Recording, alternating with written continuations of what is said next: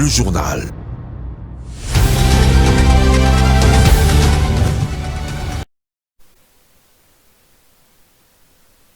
Mesdames et messieurs, bonsoir et bienvenue dans cette grande messe d'actualité sur Mondico Télévision. D'abord, les titres de votre journal.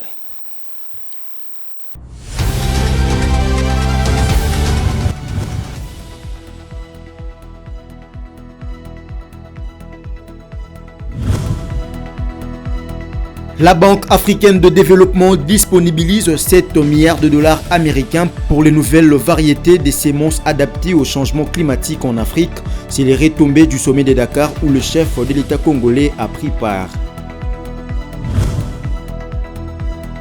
3 membres d'un centre d'enrôlement à Ngalima aux arrêts. Ils sont reprochés d'avoir enrôlé frauduleusement une cinquantaine de personnes en dehors du centre d'inscription. Dans la commune de Kinshasa, sur l'avenue Kassavubu, tronçon compris entre Rwakading et Isoke, plus de passage pour les automobilistes. Cette route, colonne vertébrale de la ville de Kinshasa, disparaît sous les regards impuissants des autorités de la ville.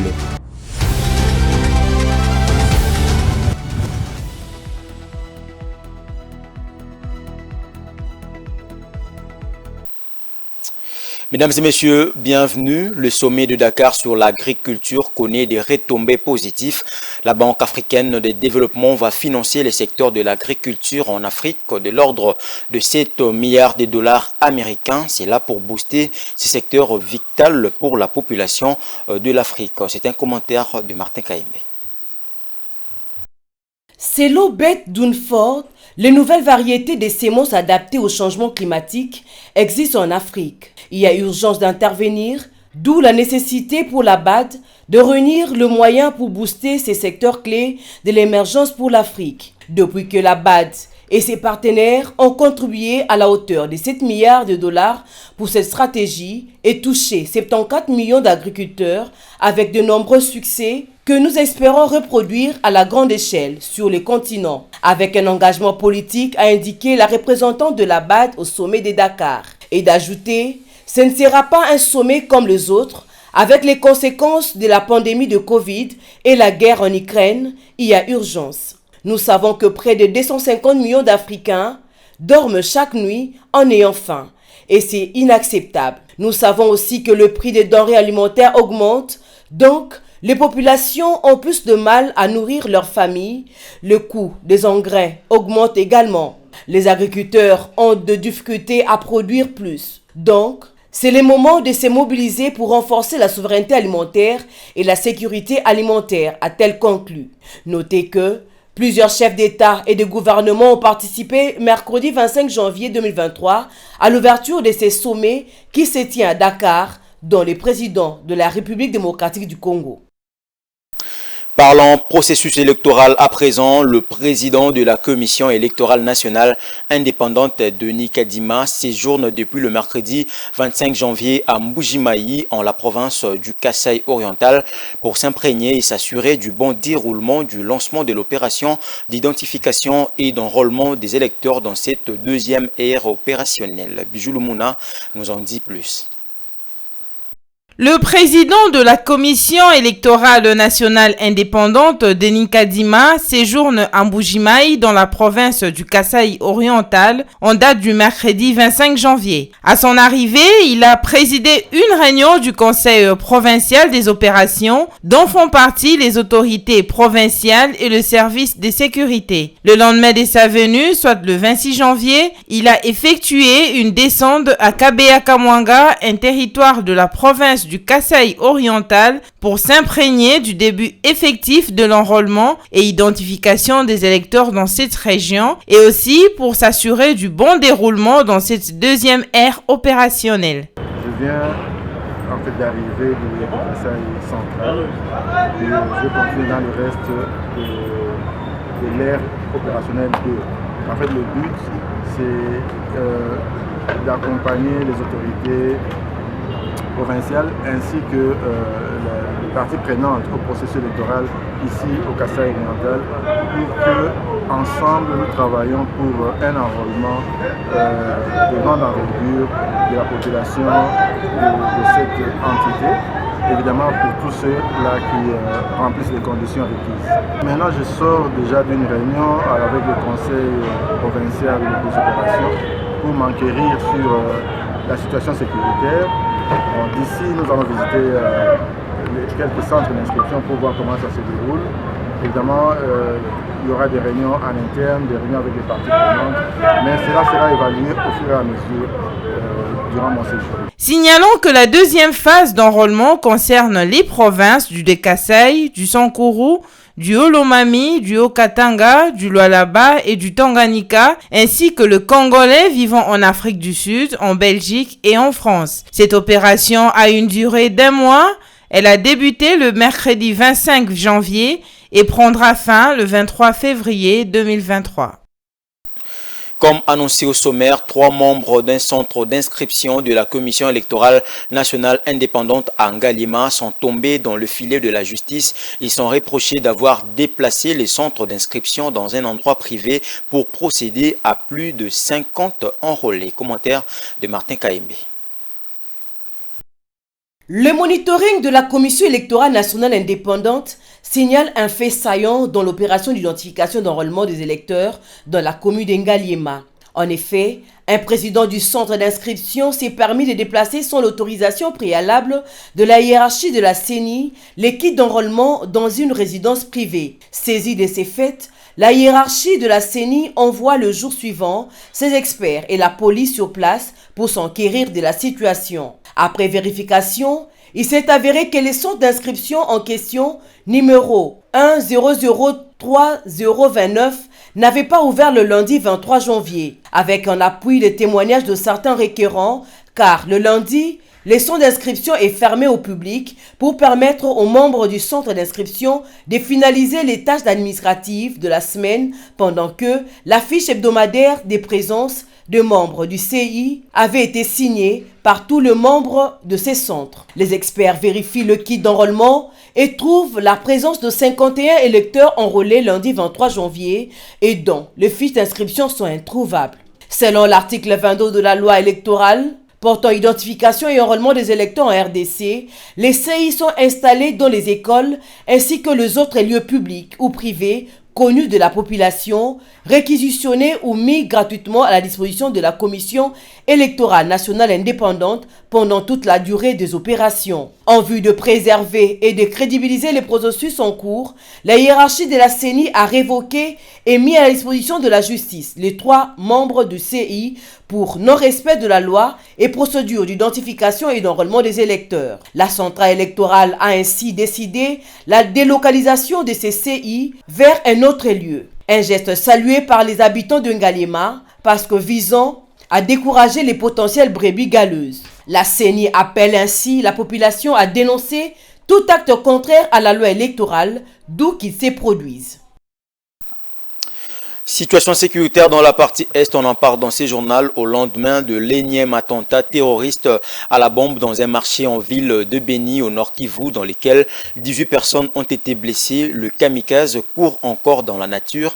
Le gouverneur du Nord Kivu, le lieutenant général Constant Ndima, a dans son message de compassion interdit des attroupements de la population. Il demande par ailleurs aux tenanciers des bars, aux gestionnaires d'écoles, d'universités, églises et d'autres endroits publics de détenir de matériel de détection de métaux pour éviter d'éventuelles explosions. Suivez. Très chers compatriotes, c'est avec amertume que j'ai appris l'explosion d'un engin improvisé dans un moulin à proximité du marché situé dans la cellule Ma Campagne, au quartier Kalinda, dans la commune de Moulekera, en ville de Beni, dans la soirée du mercredi 25 janvier 2023. Le bilan de cet énième acte terroriste attribué une fois de plus aux ADF MTM fait état de 18 blessés parmi nos compatriotes, dont 3 grièvement. Tous pris en charge actuellement dans différentes structures sanitaires de la place. Ainsi donc, je présente toute ma compassion aux victimes ainsi qu'à leurs familles respectives. Pour ce faire, j'ai instruit les services spécialisés de mener urgemment les enquêtes afin d'éclairer toute zone d'ombre autour de cette explosion, d'arrêter et mettre, le cas échéant, les auteurs et leurs suspects à la disposition de la justice. Toutefois, afin de protéger tout le monde contre ces actes terroristes à répétition, je rappelle à la population d'éviter les attroupements aux tenanciers des bars, des restaurants, ainsi qu'aux gestionnaires des écoles, universités, centres de formation et des églises. La nécessité de se procurer des détecteurs des métaux pour barrer la route aux ennemis de la paix. Je vous remercie. Dans le secteur de l'environnement, la gestion des immondices et déchets en République démocratique du Congo est au centre d'un atelier avec le ministre de l'Environnement et toutes les parties impliquées pour doter le pays d'un mécanisme pouvant réduire la pollution et leur production afin d'offrir aux Congolais un environnement sain. Reportage de Rantaluela. Eve Bazaïba, vice-premier ministre, ministre de l'Environnement et Développement durable, a procédé le jeudi 26 janvier 2023 à Kinshasa au lancement de l'atelier sur la problématique de la gestion des déchets en RDC. Il est question au cours de ces travaux de contribuer à l'amélioration du mécanisme de gestion de déchets grâce aux idées innovantes et trouver des solutions durables dans le cadre de l'économie circulaire en mettant un accent sur la politique nationale de collecte des déchets. Au cours de ces travaux de 3 jours, les participants vont réfléchir sur une feuille de route sur la gestion de déchets en RDC, proposer les partenariats publics-privés dans la gestion des déchets à Kinshasa et mobiliser les parties prenantes, entreprises, ONG et autorités à s'impliquer davantage dans la gestion de ces déchets.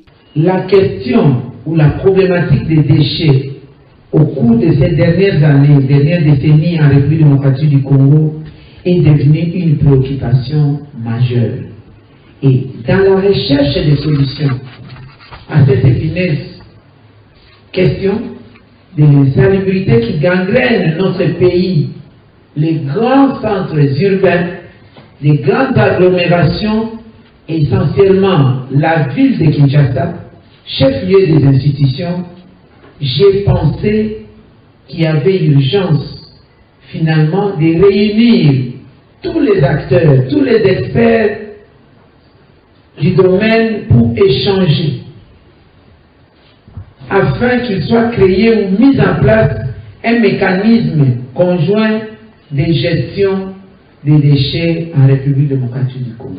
Elle a rassuré les parties prenantes de l'application de toutes les recommandations qui sortiront de ces travaux. Aussi, elle a rappelé la nécessité pour chaque partie prenante de jouer sa partition pour atteindre le résultat escompté. Le rapport de diagnostic du secteur de l'assainissement réalisé par le ministère de l'Environnement et Développement durable en 2018 avec l'appui technique et financier de la Banque mondiale indique que le taux d'accès à des manières globales a été estimé à 20% sur toute l'étendue du pays et la production journalière moyenne de déchets solides dans la ville de Kinshasa est estimée à 10 000 tonnes par jour.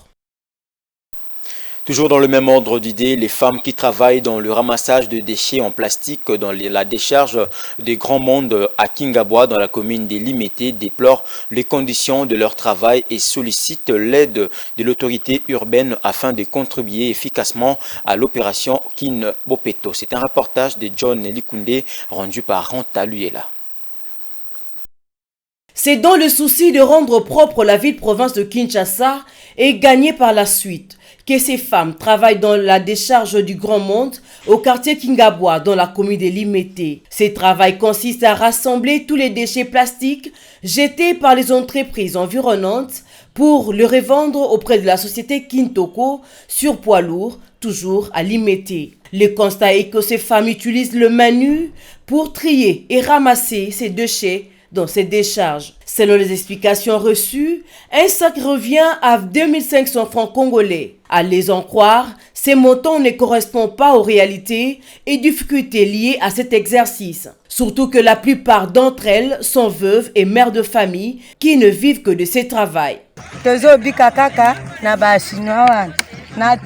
C'est grâce à ce travail que l'on scolarise nos enfants, bien qu'on ne gagne pas trop, mais par manque de travail, nous sommes obligés de le faire pour 2000 francs, 1500 francs, sans gants ni bottes de protection.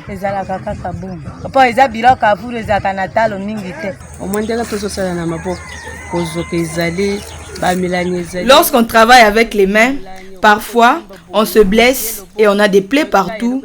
Nous demandons aux personnes de bonne volonté de nous fournir des outils de travail.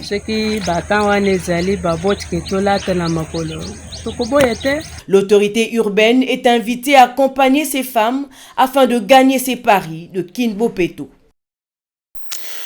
L'avenue Kasavubu, dans son tronçon compris entre Rwakading et l'avenue Isoka, est dans un état de délabrement très avancé, abandonnée à son triste sort. Cette avenue ne facilite plus la circulation de personnes et de leurs biens. Les usagers de cette route lancent un appel à l'autorité urbaine pour sa réhabilitation. C'est un constat fait par Muriel Monsa et Didier Lofumbois. La ville-province de Kinshasa, miroir de la République démocratique du Congo, a besoin des infrastructures routières en bon état pour permettre les échanges commerciaux, gage du développement. Malheureusement, sur terrain, l'état de certaines artères laisse à désirer. Ici, nous sommes sur l'avenue Kasavubu, dans son tronçon compris entre les avenues Rwakading et Isoki, dans la commune de Kinshasa.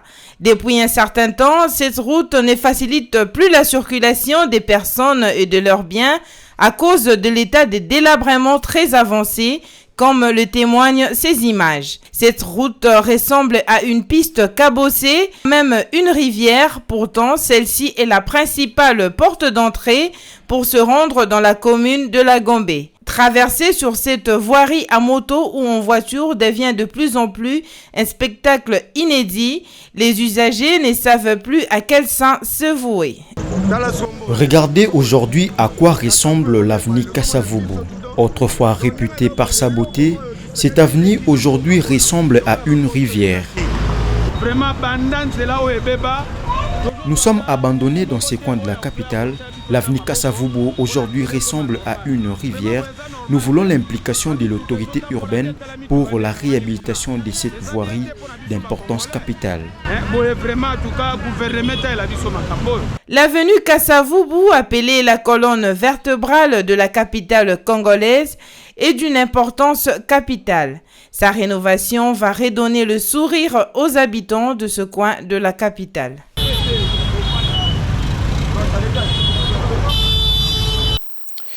Et puis, la population du quartier Pende, dans la commune mère de Kinshasa, lance un cri d'alarme au nouveau bourgmestre, Maître Bienvenu Mbalibi, pour son implication afin de combattre le problème d'insécurité et d'insalubrité qui gangrène dans cette municipalité. Rose Kindela et Deo Chilombo nous signent ces reportages. L'insalubrité, l'insécurité est désormais le cheval de bataille du bourgmestre de la commune mère de Kinshasa, Maître Bienvenu Mbalibi. Raison pour laquelle il est à chaque fois sur terrain pour voir comment résoudre ces défis. La population du quartier Pende l'encourage dans sa nouvelle mission, tout en demandant de doubler les efforts pour en découdre définitivement avec ces phénomènes. L'insalubrité a atteint un niveau très élevé. On n'a jamais vécu ça dans notre commune. Cette fois-ci, c'est plus grave. Alors nous demandons aux responsables de la commune, d'abord au niveau communal, comme nous avons un nouveau bourgmestre, nous sommes vraiment très contents de sa présence, qu'il soit le bienvenu pour nous, qu'il puisse nous réunir de manière à ce que nous puissions élaborer le politique qui peut faire que pour rendre notre commune un peu salibre. Un jour, j'ai dit à mon père que j'ai rêvé. Il y avait un bourgmestre qu'on a choisi pour qu'il a fait tout son possible pour enlever cette poubelle. Il a enlevé. Maintenant, tout le monde était content et toutes les maladies sont finies ici. Bonne chance à Félix pour le votement Et bonne chance aussi au bourgmestre. Maître Bienvenu Mbalibi a appelé ses administrés à être vigilants et à dénoncer tous les actes barbares et leurs auteurs. Nous avons deux secteurs sur lesquels nous nous battons. Il y a la lutte contre l'insalubrité et la lutte contre l'insécurité. Par rapport à ces deux secteurs, je demande à ma population, en ce qui concerne la lutte contre l'insalubrité, d'intérioriser la notion de l'hygiène, la notion de la propreté. Parce qu'on définit la propreté comme la grande règle de la santé. Donc si nous voulons être en bonne santé, nous devons aimer la propreté, nous devons faire de la propreté notre seconde nature. Pour que ces jeunes gens qu'on appelle les Koulouna, qu'ils puissent abandonner ces mauvaises pratiques. Parce que ces enfants-là habitent nos maisons. Ce sont nos enfants, ce sont nos neveux, ce sont nos cousins. Alors, je demande à tous les parents de la commune de Kinshasa de tout faire pour tirer les oreilles à leurs enfants. S'agissant de la visite du pape François, le bourgmestre de Kinshasa invite sa population à être exemplaire. En cette période où nous sommes en train de nous préparer pour accueillir une grande personnalité dans notre pays, une grande personnalité du monde, là j'ai cité le pape François, je demande à ma population de tout faire pour qu'il n'y ait pas d'insécurité sur toute l'étendue de ma commune. Maître Mbalibi compte sur le soutien de sa population pour mener à bien sa mission. L'actualité suit aussi dans nos provinces. Le ministre provincial du Tanganyika des infrastructures et travaux publics, aménagement du territoire, John Sia Kalunga, a visité le week-end dernier les différents chantiers en cours d'exécution à Kalemi pour s'y rassurer du bon déroulement de travaux. Muriel Monsa pour le détail. Loin de son bureau climatisé, le ministre des Infrastructures, Travaux publics et Aménagement du territoire, accompagné des membres de son cabinet et différents services du ministère, ont commencé leur visite d'inspection par le boulevard Joseph Kabila Kabange, en passant par le pont Loubouye, pour adapter sa grandeur, sa consistance selon le besoin de trafic sur ce boulevard où il est jeté. La délégation du numéro 1 des infrastructures s'est ensuite dirigée vers le pont Kitoko, où les travaux évoluent à pas de géant selon le planning du gouvernement. Particulièrement à Kapangula, je pense qu'au mois de mars, nous pouvons déjà procéder à la réception. Mais sur Loubouye et Kitoko, je pense juin, fin juillet, tout au maximum. Les ouvrages seront prêts. Journée chargée pour le patron des infrastructures, Sia Kalunga et sa délégation, qui ont poursuivi leur visite jusqu'aux anciennes configurations de la cité de Kalemi, au quartier Katanika, Maïto vers le pont en plein travaux. Pour mettre fin aux problèmes d'inondation enregistrés, le ministre provincial des infrastructures a rassuré les riverains. Le pont est pratiquement fini, totalement fini. Nous sommes pratiquement dans une phase d'observation.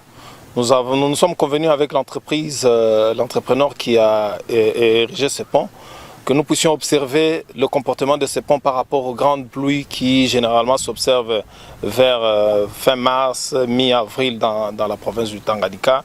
Et ce n'est qu'après que nous pourrons envisager des procédures de réception technique, réception provisoire et enfin réception définitive. Mais en fait, en soi, l'ouvrage est fin prêt.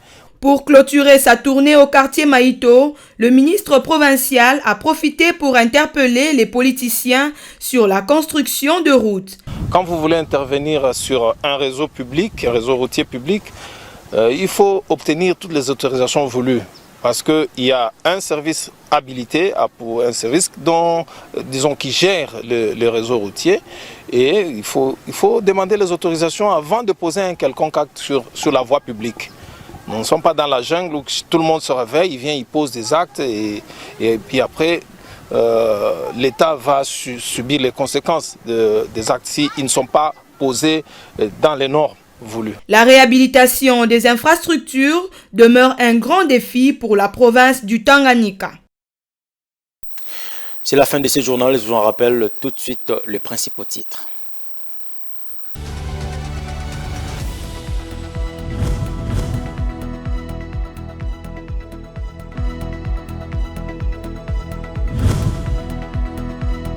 La Banque africaine de développement disponibilise 7 milliards de dollars américains pour les nouvelles variétés des semences adaptées au changement climatique en Afrique. C'est les retombées du sommet de Dakar où le chef de l'État congolais a pris part. 3 membres d'un centre d'enrôlement à Ngalima aux arrêts. Ils sont reprochés d'avoir enrôlé frauduleusement une 50aine de personnes en dehors du centre d'inscription. Dans la commune de Kinshasa, sur l'avenue Kasavubu, tronçon compris entre Rwakading et Isoke, plus de passage pour les automobilistes. Cette route, colonne vertébrale de la ville de Kinshasa, disparaît sous les regards impuissants des autorités de la ville.